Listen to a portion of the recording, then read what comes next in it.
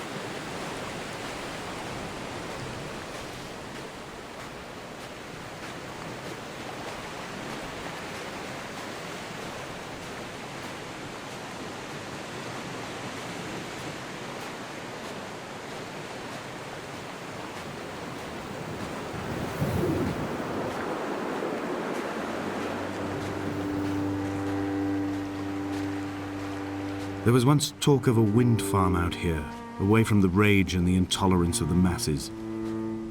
The sea, they said, is too rough for the turbines to stand. They clearly never came here to experience the becalming for themselves. Personally, I would have supported it. Turbines would be a fitting contemporary refuge for a hermit. The revolution and the permanence.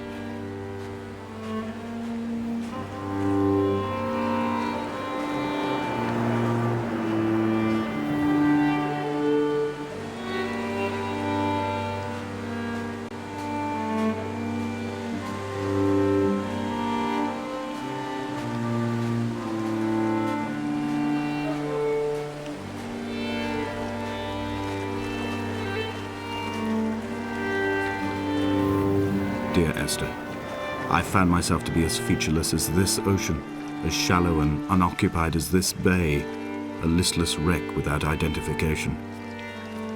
My rocks are these bones, and a careful fence to keep the precipice at bay. Shot through me caves, my forehead a mount. This aerial will transmit into me so. All overexposed, the nervous system, where Donnelly's boots and yours and mine still trample. I will carry a torch for you. I will leave it at the foot of my headstone. You will need it for the tunnels that carry me under.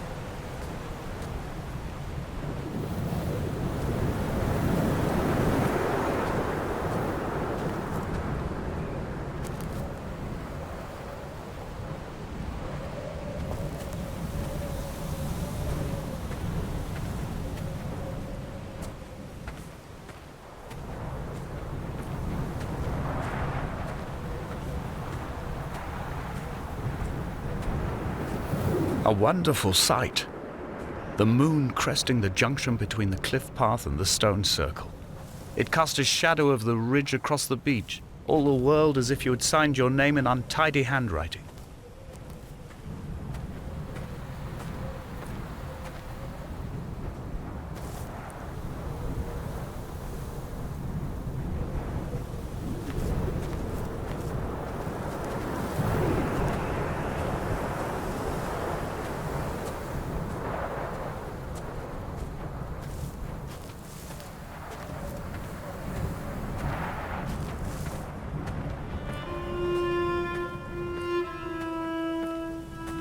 When someone had died or was dying, or was so ill they gave up what little hope they could sacrifice, they cut parallel lines into the cliff, exposing the white chalk beneath.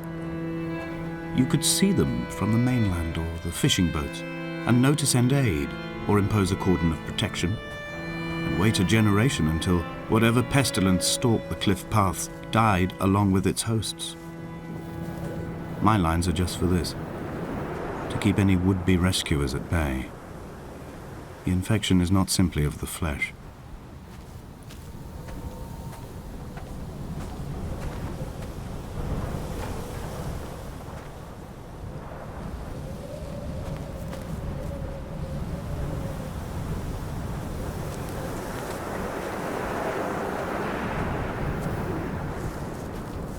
I quote directly. A motley lot with little to recommend them. I have now spent 3 days in their company. That is, I fear, enough for any man not born amongst them. Despite their tedious inclination to quote scripture, they seem to me the most God-forsaken of all the inhabitants of the Outer Isles. Indeed, in this case, the very gravity of that term, forsaken by God, seems to find its very apex.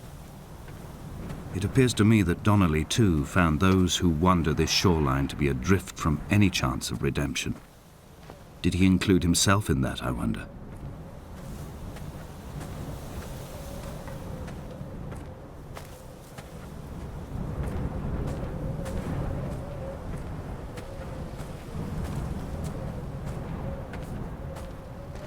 Dear Esther, I met Paul. I made my own little pilgrimage. My Damascus, a small semi-detached on the outskirts of Wolverhampton. We drank coffee in his kitchen and tried to connect to one another. Although he knew I hadn't come in search of an apology, reason or retribution, he still spiraled in panic, thrown high and lucid by his own dented bonnet. Responsibility had made him old. Like us, he'd already passed beyond any conceivable boundary of life.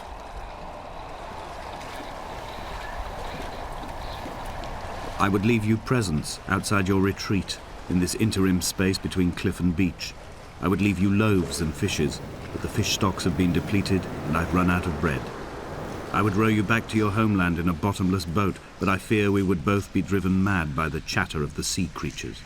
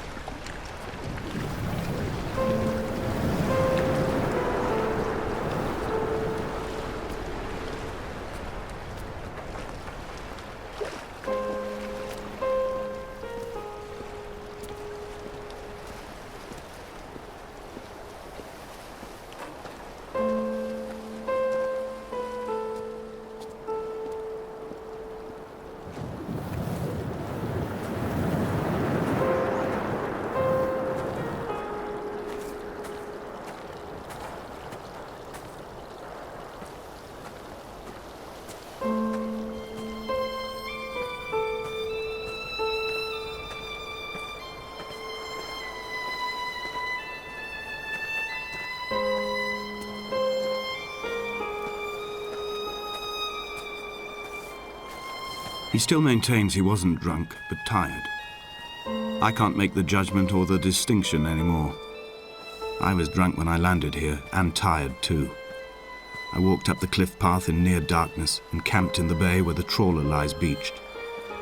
It was only at dawn that I saw the bothy and decided to make my temporary lodgings there. I was expecting just the aerial and a transmitter stashed in a weatherproof box somewhere on the mount. It had an air of uneasy permanence to it. Like all the other buildings here, erosion seems to have evaded it completely.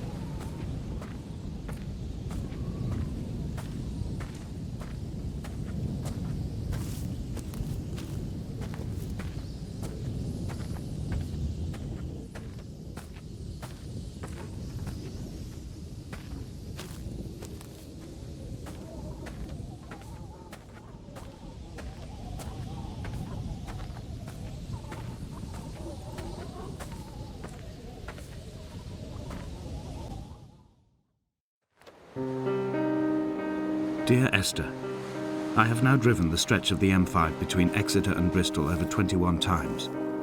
But although I have all the reports and all the witnesses and have cross-referenced them within a millimetre using my Ordnance Survey maps, I simply cannot find the location. You'd think there would be marks to serve as some evidence. It's somewhere between the turn-off for Sanford and the welcome brake services, but although I can always see it in my rear-view mirror, I have as yet been unable to pull ashore.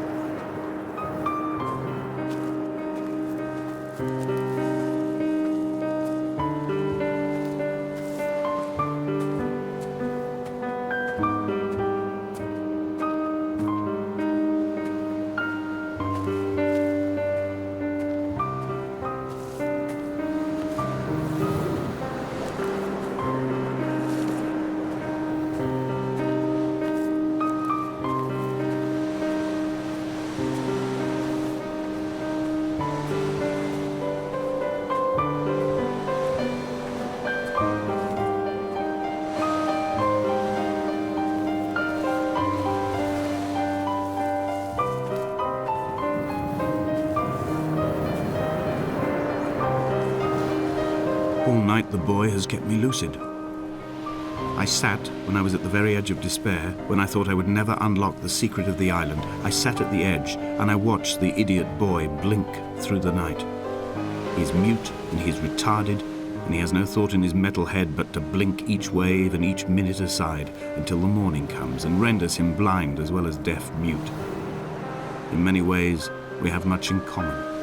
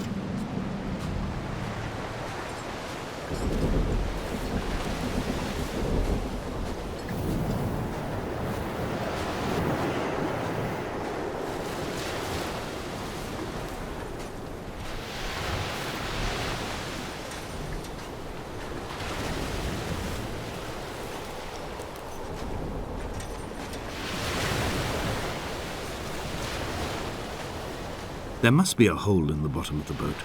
How else could new hermits have arrived?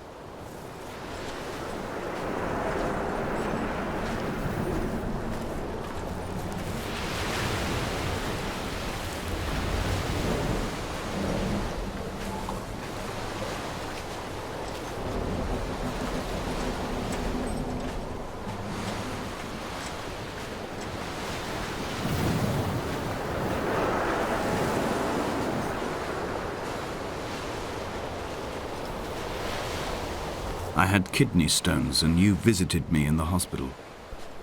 After the operation, when I was still half submerged in anesthetic, your outline and your speech both blurred.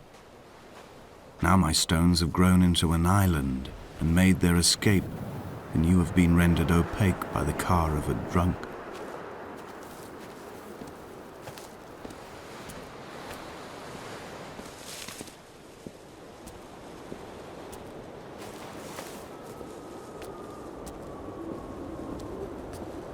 What charnel house lies at the foot of this abyss? How many dead shepherds could fill this hole?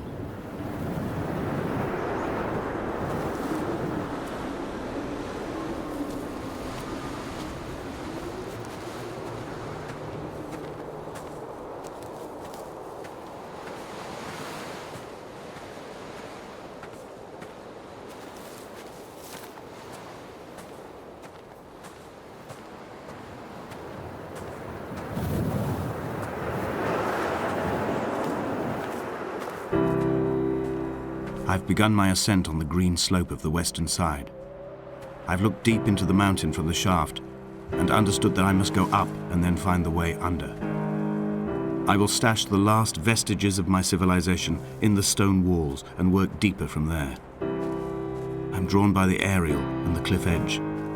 There is some form of rebirth waiting for me there.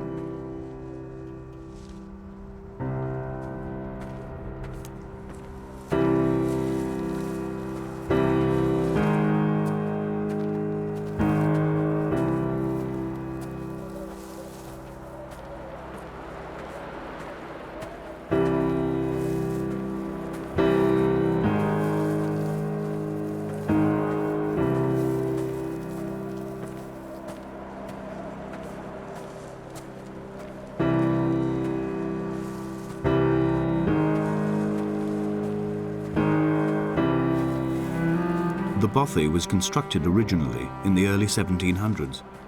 By then, shepherding had formalized into a career. The first habitual shepherd was a man called Jakobsen, from a lineage of migratory Scandinavians. He was not considered a man of breeding by the mainlanders. He came here every summer whilst building the bothy, hoping eventually that becoming a man of property would secure him a wife and a lineage. Donnelly records that it did not work. He caught some disease from his malcontented goats and died 2 years after completing it. There was no one to carve white lines into the cliff for him either.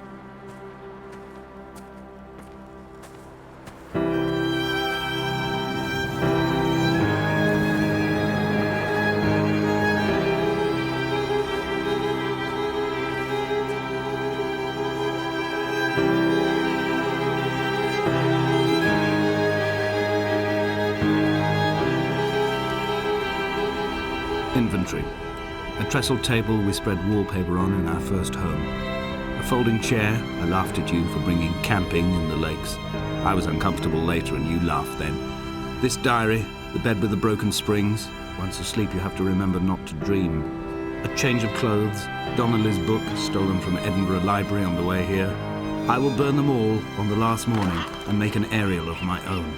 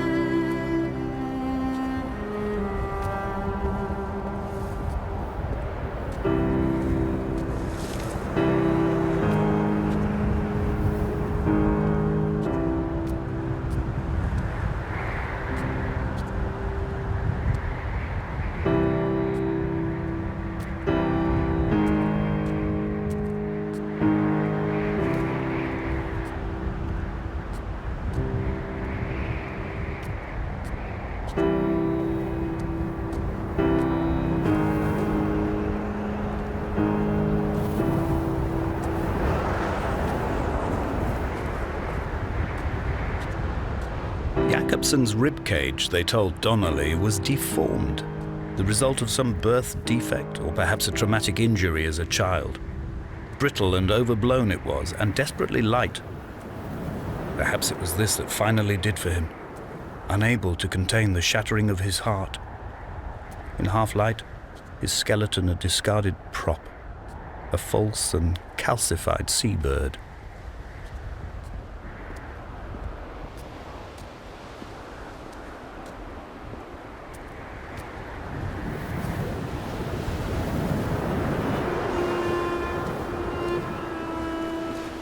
They found Jakobsen in early spring. The thaw had only just come. Even though he'd been dead nearly 7 months, his body had been frozen right down to the nerves and had not even begun to decompose. He'd struggled halfway down the cliff path, perhaps looking for some lost goat, or perhaps in a delirium, and expired, curled into a claw right under the winter moon. Even the animals shunned his corpse. The mainlanders thought to bring it home unlucky. Donnelly claims they dragged it to the caves to thaw out and rot, but he is proving an unreliable witness.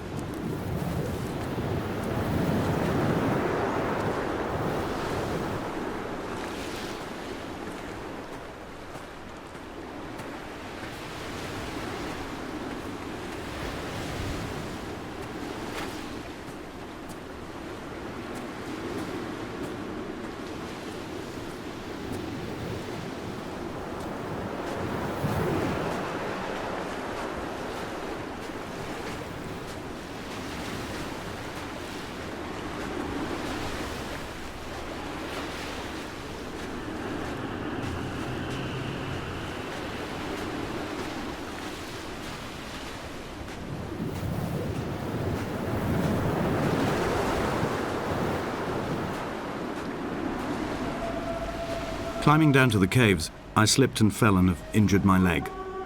I think the femur is broken. It is clearly infected. The skin has turned a bright, tight pink, and the pain is crashing in on waves, winter tides against my shoreline, drowning out the ache of my stones. I struggled back to the bothy to rest, but it has become clear that there is only one way this is likely to end. The medical supplies I looted from the trawler have suddenly found their purpose. They will keep me lucid for my final ascent.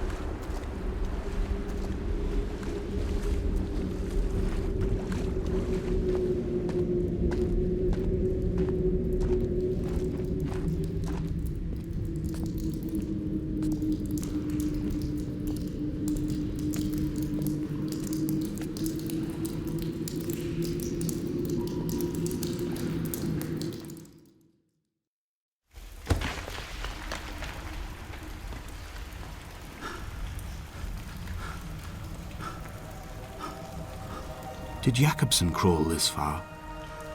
Can I identify the scratches his nails ruined into the rocks? Am I following him cell for cell, inch for inch? Why did he turn back on himself and not carry through to the ascent?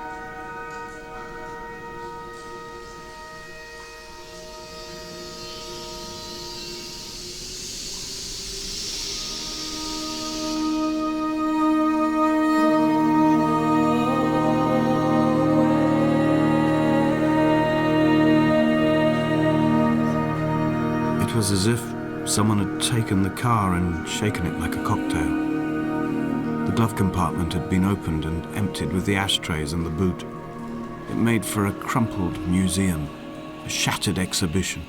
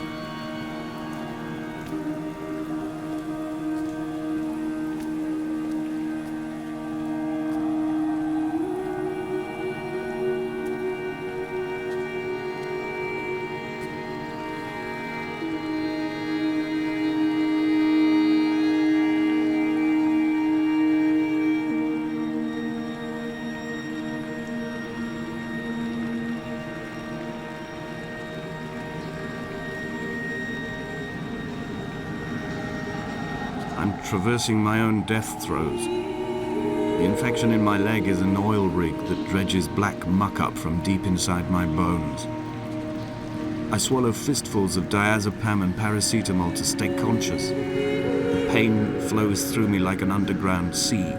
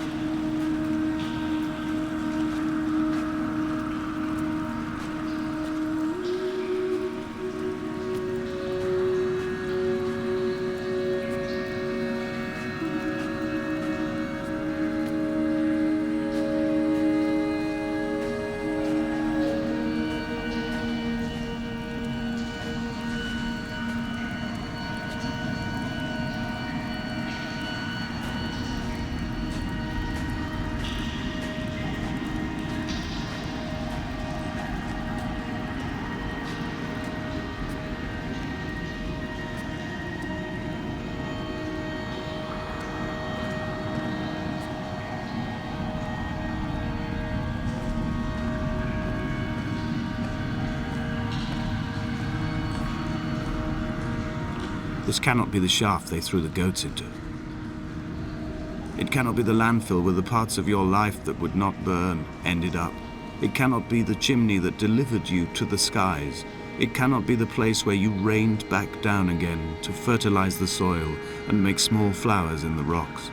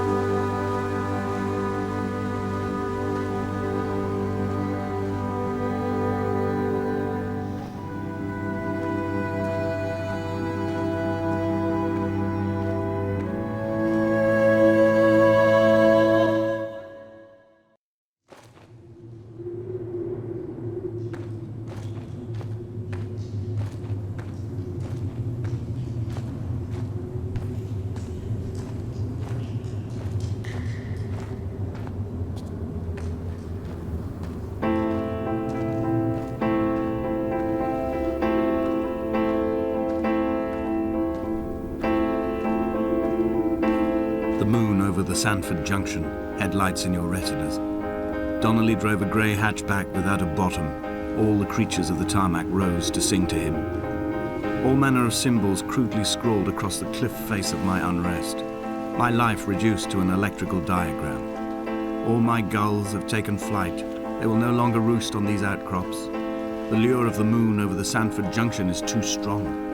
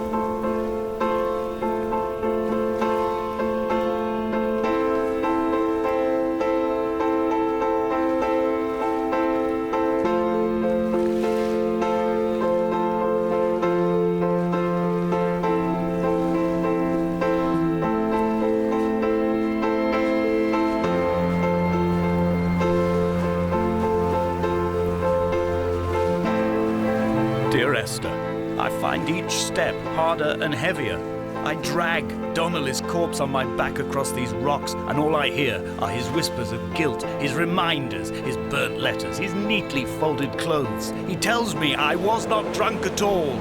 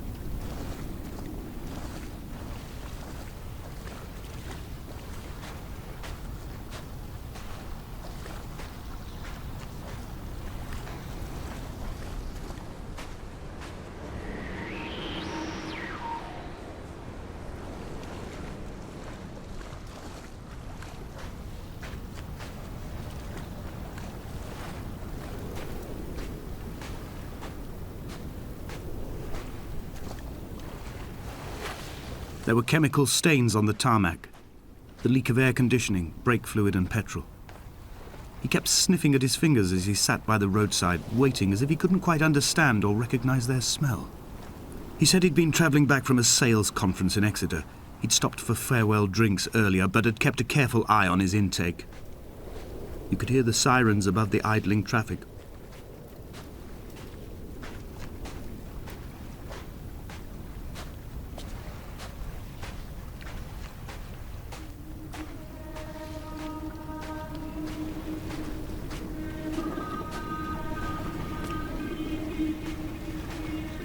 From here, I can see my armada. I collected all the letters I'd ever meant to send to you, if I'd have ever made it to the mainland, but had instead collected at the bottom of my rucksack, and I spread them out along the lost beach. Then I took each and every one, and I folded them into boats. I folded you into the creases, and then, as the sun was setting, I set the fleet to sail. Shattered into 21 pieces, I consigned you to the Atlantic, and I sat here until I'd watched all of you sink.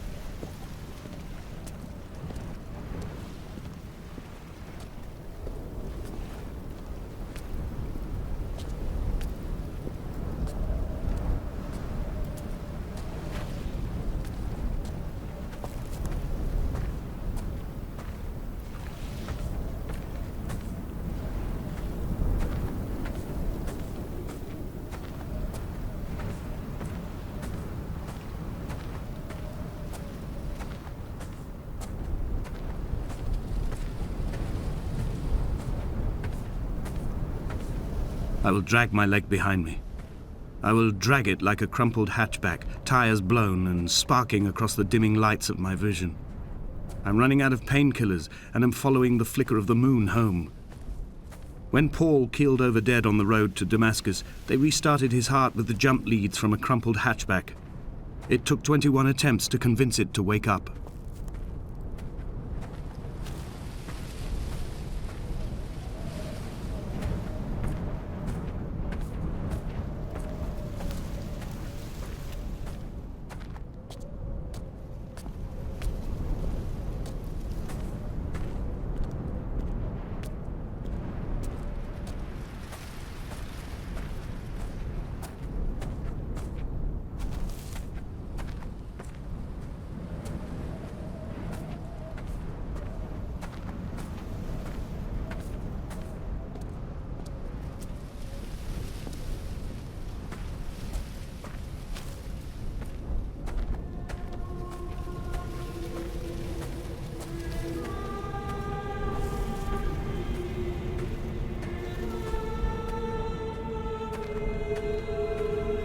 I've begun my voyage in a paper boat without a bottom. I will fly to the moon in it. I've been folded along a crease in time, a weakness in the sheet of life. Now you've settled on the opposite side of the paper to me.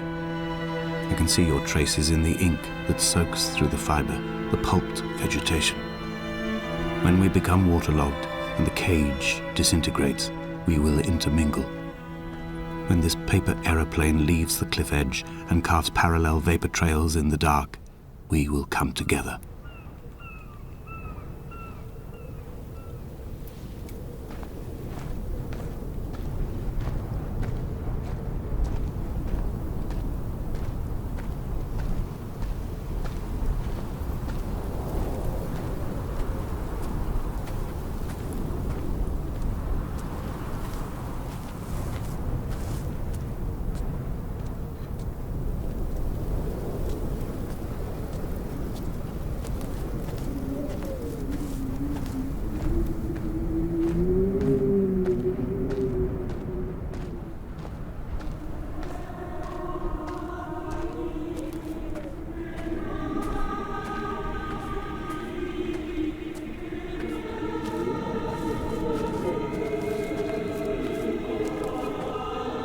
If only Donnelly had experienced this, he would have realized he was his own shoreline, as am I.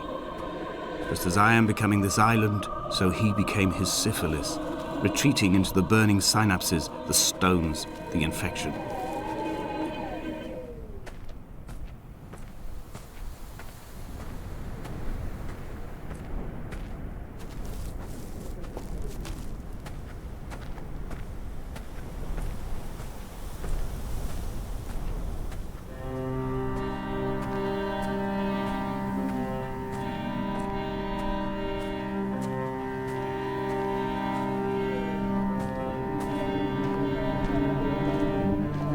Returning to my car afterwards, hands still shaking, and a head split open by the impact. Goodbye to tearful aunts and traumatized uncles. Goodbye to the phenomenal. Goodbye to the tangible. Goodbye Wolverhampton. Goodbye Sanford. Goodbye Cromer. Goodbye Damascus. This cliff path is slippery in the dew. It is hard to climb with such an infection. I must carve out the bad flesh and sling it from the aerial. I must become infused with the very air.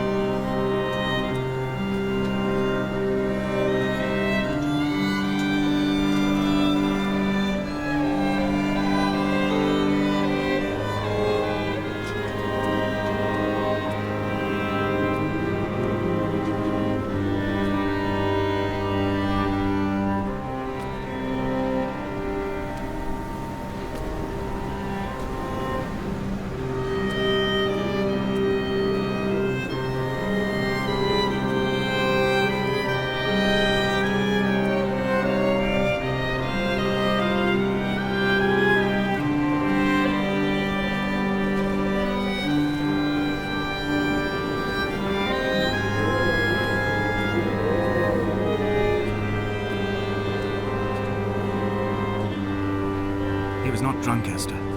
He was not drunk at all. He had not drunk with Donnelly or spat Jacobson back at the sea. He had not careered across the lost shores and terminal beaches of this nascent archipelago. He did not intend his bonnet to be crumpled like a spent tissue by the impact. His windscreen was not star-studded all over like a map of the heavens. His paintwork etched with circuit diagrams, strange fish to call the gulls away. The phosphorescence of the skid marks lighting the M5 all the way from Exeter to Damascus.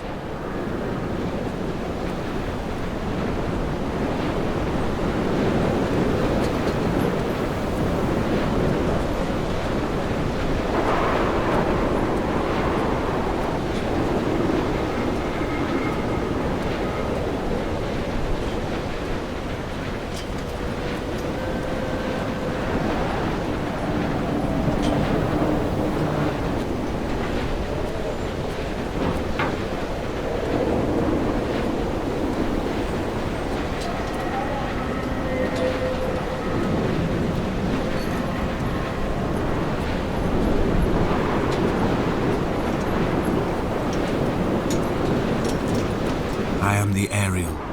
In my passing, I will send news to each and every star.